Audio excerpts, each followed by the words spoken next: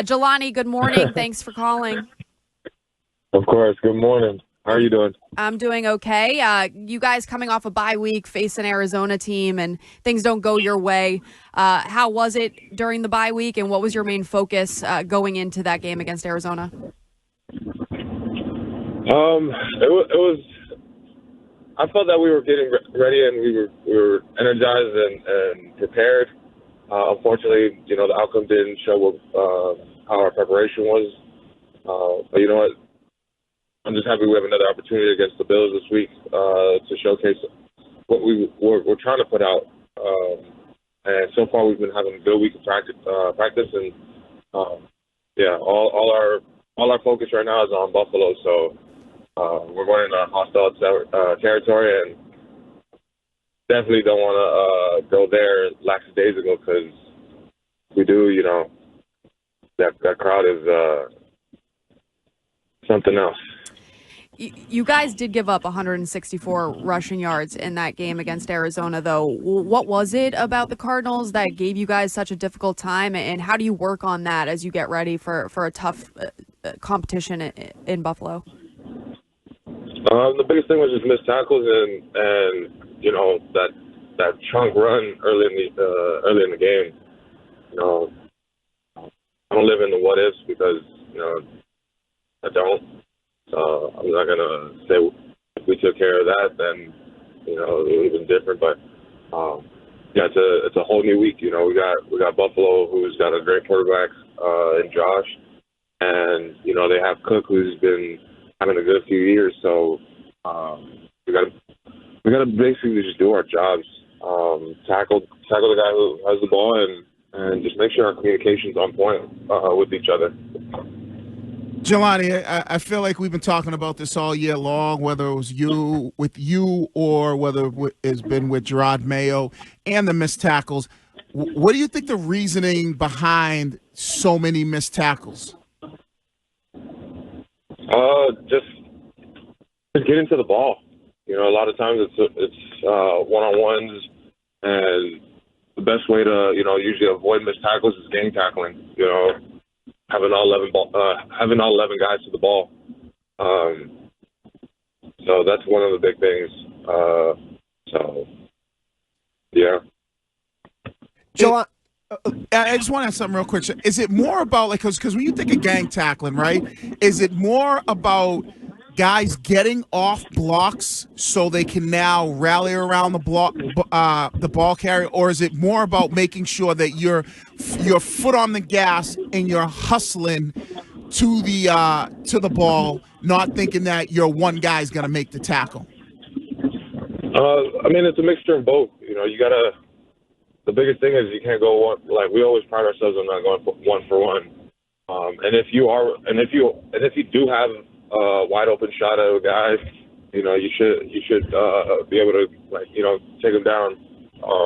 And that includes myself. I think I had 2 missed tackles that game, and that ticked me off. And I was trying my best to make sure that I made up for it throughout the game. So it just comes down to us making sure that we get that guy down. It's a tough league, and I think James Conner just had a really good game that day too. He was running his heart out, so my hat goes out to him. But yeah, like I said, this whole new week, we've got to make sure that we stop the run, whether it's Cook, whether it's Ty Johnson, or whether it's Josh. Because they do run a lot of QB runs, so we just got to make sure that we get off our blocks, and all 11 guys just got to beat the ball. Yeah, Jahlani, I think the majority of the season you guys have started games pretty well and pretty strong. And against the Bills, that's going to be really important to kind of handle Josh early in that game. Has the issue been a lack of adjustments, do you think, during the middle of the game? Or is it just simply that you guys have just been not able to capitalize on the little things, on the tackling and just the positioning and holding your lanes and such like that?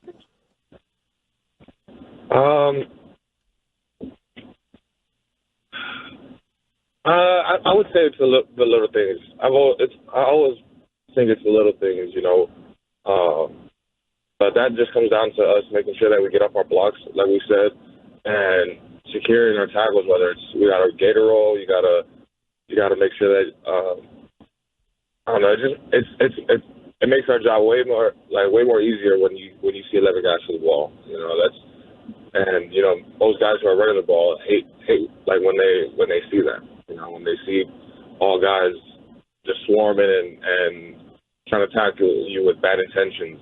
So this week we've definitely been having a lot of swarm practices where we just if you're not running to the ball, you're out. So I'm glad to see that we're adjusting to that and trying to nip the problem in the butt, even if it's this late in the season.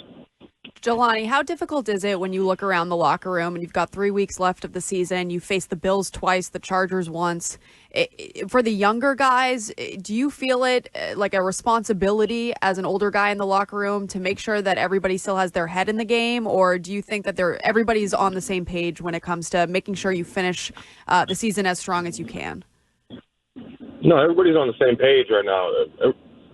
I said this before, like, nobody likes to lose in our locker room, and if you're okay with losing, like, you're in the wrong business of work, and every day I see the guys in here frustrated because we're trying to win, and we know that what's killing us is these little things, whether it's on or off the field or just simple plays that we never mess up. Like, we'll have a minor thing that the team will capitalize on. So I think, like I said, we're all on the same page on what our goal is, which is to win. And I don't think anybody's checked out right now because everybody's showing up to work. I expect everybody to come into this building pissed off and ready to practice, and that's what I'm seeing. So so we're ready. We're definitely ready to make sure we go out to Buffalo and show out. Jahlani, Josh Allen having an MVP type season. What do you guys need to do? What's the number one thing you guys got to do as a defense to give your team an opportunity to win when it comes to defending Josh Allen? Biggest thing is getting him down. If we're talking about his run game, we got to make sure that we get him down however we do, and that's one of the biggest things. That's the toughest thing to do in this league right now, which is tackling quarterbacks. I guess it's just all the caution signs are up as soon as he starts running the ball, because you don't know if he's going to slide, whether he's going to. I mean, you guys see the film. This guy would literally run all the way to the sideline, stop his feet at the sideline, and take that extra second to look down the field and throw the ball while we're trying to push him out of bounds or come and hit him. So it's a hard thing to do because you don't know if he's going to try and jump out of bounds or whatever. And the second is making sure we keep him in the pocket. He's a dangerous guy, but he's more dangerous when he's outside the pocket and he's playing, street football. So that's one of the biggest things that we have to do. Jahlani, this team has 3 really athletic, good running backs, and guys that can catch out of the backfield. How difficult will it be for you guys to really kind of match up with them in man coverage and really kind of making sure that you hold them in check? I think we're gonna have a good matchup. They got some really quick guys, but we got some really fast guys too to match up against them. So we got a good game plan set for that, and come Sunday, I think we're gonna be ready. Jahlani, I'm all about fixing leagues. Working on fixing college football. We're getting a 2014 playoffs system in there. I think I can fix the NFL when it comes to the quarterback situation. How would you feel about this rule? The quarterback has a 5-yard halo. If he hasn't slid within 5 yards of the defender, he becomes fair game. So now that kind of takes the guessing out of it. Man, I miss the old rules, to be honest. I don't even the quarterbacks should know better. They're getting paid all this money to be a quarterback, so don't try and take advantage of the game.